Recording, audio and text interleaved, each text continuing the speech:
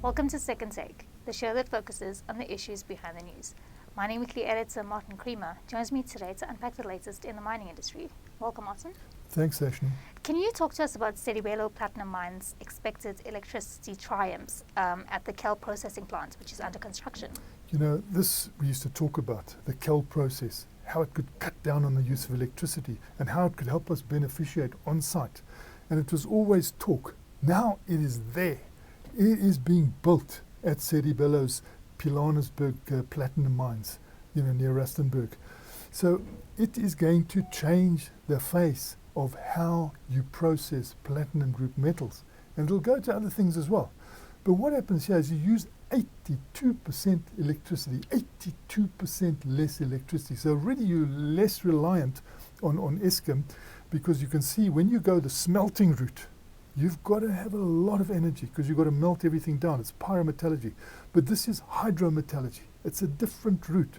So you get your products with 18% of the power that you usually have, but then you can actually create customer-ready products. So this is what you're doing. You're adding value right away. You bring it to the refined product on site. And this is really good. And I think Pallinghurst Group and Arnie Franson and the IDC and Keith Liddell need to really be complimented on this, because they've had to tolerate time pressures. They've had to tolerate a downturn in platinum. They've had to wait. They've had to be patient. But now their hour has come. And I think the whole industry is going to have to look at this, because you've got no excuse unless you revert now to green hydrogen or you produce your platinum in a different way.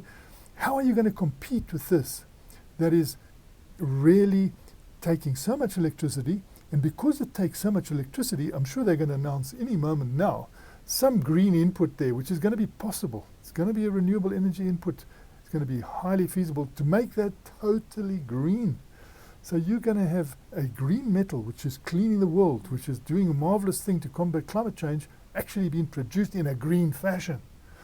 And if you don't do that, I think the market is going to turn against you. You can't just produce green metals in a way that is seen as being not clean, because the world won't tolerate it. So I think there's some big moves on the way, but leading the way is Sedibelo with this Kell process.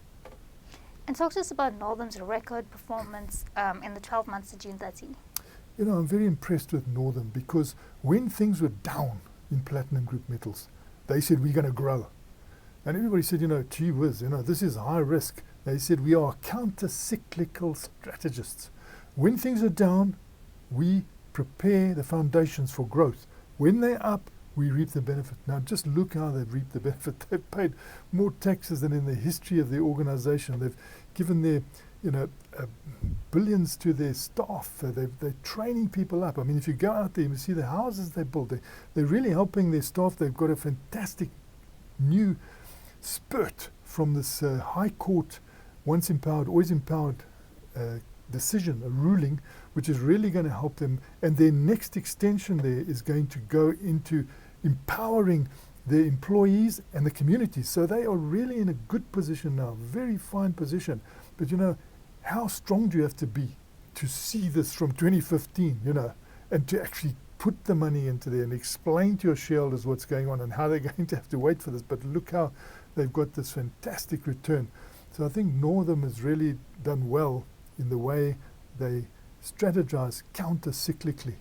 And you can see they're going to get to the 1 million ounce a year mark. They're on their way there. And so that was what they said they would do. They've done everything they said they would do. And on the way, you can see that their relationship with their employees is fantastic. I mean, they do 5-year wage agreements. 5-year wage agreements. And they've done the last one against the background of the real projection that prices of platinum group metals are going to be. So, you've got staff not only knowing exactly what's going to happen for the next 5 years, but they get assisted with housing. And I've seen some of the housing there is fantastic. They get affordable housing that they buy and they own. And I think that is really an example of what we should be doing. All over South Africa, it's amazing how some companies really, they go into the government's transformation policy very, very seriously. And they created, because of this, an enormous number of jobs. They've created more than 8,000 jobs because of this growth strategy. And, 2,000 plus of those jobs were created this year when we've had such a tough time. So this really contributes when people take these far-sighted, counter-cyclical decisions. But you have to know the industry well. And I must say, Paul Dunn, he knows the industry well, and it's certainly paid off. Lastly, Martin, South32 will acquire an additional 25% of Mozal Aluminum. This is very interesting, South32 falling over itself to get more than 70% of Mozal Aluminum and buy in to the shareholding of the Japanese Mitsubishi so that they can get more of this aluminium that comes out of Mozambique. What is the motivation?